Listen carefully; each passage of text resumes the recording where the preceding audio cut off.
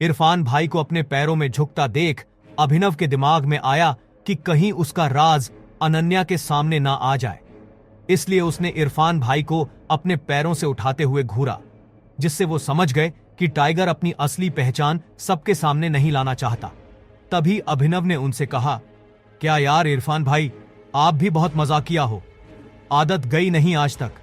जवाब में इरफान ने भी नकली हंसी हंसते हुए कहा, अब क्या करे, इतने सालों बाद मिले हो, इतना तो बनता था। इन दोनों को यूं मजाक करता देख चिराग के पैरों तले जमीन खिसक गई। उसने बिना कुछ कहे वहां से चुपचाप निकल जाना ठीक समझा।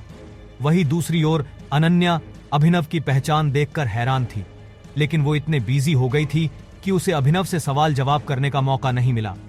और इसके बाद वो दोनों घर चले गए। दूसरे दिन उठकर दोबारा अभिनव को अकरम से मिलने जाना था। अनन्या द्वारा किए गए सवाल का जवाब अभिनव देता। उससे पहले ही उसकी आंख खुली और उसने खुद को अपने घर में पाया। ये सिर्फ एक सपना था, लेकिन अभिनव को इस बात पर भरोसा नहीं हो रहा था। अभिनव अपने घर पर इसलिए सो रहा था क्योंकि अनन्या को बिल्कुल पसंद नहीं था कि वह सुबह उठकर अभिनव का चेहरा देखे। अभिनव के पापा संजय की मौत, जो एक साजिश थी, उसके बाद से वह काफी अकेला हो गया था। अपने पापा की मौत के पीछे जो आदमी था, उसका चेहरा उसे अच्छी तरह याद था। आज उठकर अभिनव को अकरम से मिलने जाना था। अभिनव जल्दी से तैयार होकर जब अकरम के पास पहुंचा तो अकरम उसे देखकर काफी खुश हो गया और कहा, आखिरकार हमने तुम्हें ढूंढ ही लिया टाइगर। टाइगर? हाँ, मैं पिछले 18 सालों से तुम्हें ढूंढ रहा हूं। तुम हमारे टाइगर हो, हमारे इस हजारों करोड़ के बिजनेस एम्पायर के वारिस, जिसे हम तीनों दोस्तों ने मिलकर शुरू किया था। मैं, तुम्हारे पापा संजय और राणा अग्निहोत्री। इतना कहते ही अकरम ने दीवार पर टंगी एक तस्वीर की तरफ इशारा कर दिया, जिसमें संजय, अकरम और राणा तीनों मौजूद। राणा को देख अभिनव को झटका लगा। उसकी आंखों के सामने वो दिन फिर से हरा हो गया जो वो हर सुबह देखकर उठता था। उस रात अभिनव के पिता को जिस आदमी ने गोली चलाई थी, वो राणा था।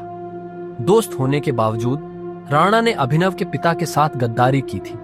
अभिनव की आंखें चिंगारी सी लाल हो गईं। ये देख अकरम ने पूछा, क्या हुआ? तुम इतने गुस्से में क्यों हो? नहीं, मैं ठीक हूं। आपको मुझसे कुछ बात करनी थी ना? हाँ, मैं तुम्हें हमारी कंपनी द माफिया किंग के बारे में कुछ बताने वाला था। हम तीनों ने मिलकर द माफिया किंग को खड़ा किया था, जिसके नाम से पॉलिटिशियन, सेलिब्रिटी और इस देश का बड़े से बड़ा आदमी कांपता था। पर तुम्हारे पापा के जाने के बाद सब बिखर गया। इस बीच हमारे कुछ दुश्मन भी पैदा हो गए।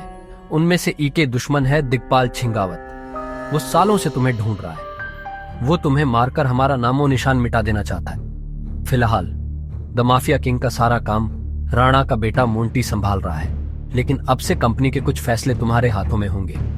अपने पिता के काम को अब तुम्हें ही आगे बढ़ाना है टाइगर। ये सुनते ही अभिनव हैरान हो गया। कल तक उसकी जेब में 100 रुपये भी नहीं थे और आज अचानक वो हजारों करोड़ की कंपनी का मालिक हो गया था। इसके बाद अभिनव अपनी नौकरी पर गया और वहां उसके बॉस ने उसे खूब सुनाया, क्योंकि कल अभिनव काम पर नहीं आ पाया था, जिसके कारण उसके बॉस को बहुत नुकसान हुआ। बात यहां तक पहुंच चुकी थी कि उसके बॉस ने उसे नौकरी से निकाल दिया। इसके बाद अभिनव ने अपने बॉस से कहा, ठीक है, मैं जा रहा हूं। इस महीने जो मैंने काम किया उसकी सैलरी दे दीजिए। कल जो तेरी वजह से हमारा नुकसान हुआ, अगर मैं उसकी भरपाई तेरी सैलरी से भी करूं तो भी नहीं होगी। शुक्रमना मैं वो नहीं मांग रहा हूं। अब निकल यहां से। ये आप क्या बोल रहे हो? मैंने पूरे महीने काम किया है। एक दिन नहीं आया तो आपका 25,000 का नुकसान हो गया। मैं तब तक यहां से नहीं जाऊंगा जब तक मुझे मेरी सैलरी नहीं मिल जाती। हाँ, अच्छा, रुक, अभी देता हूं तुझे तेरी सैलरी, उसके बॉस ने कहा और टेबल पर रखी घंटी बजा दी।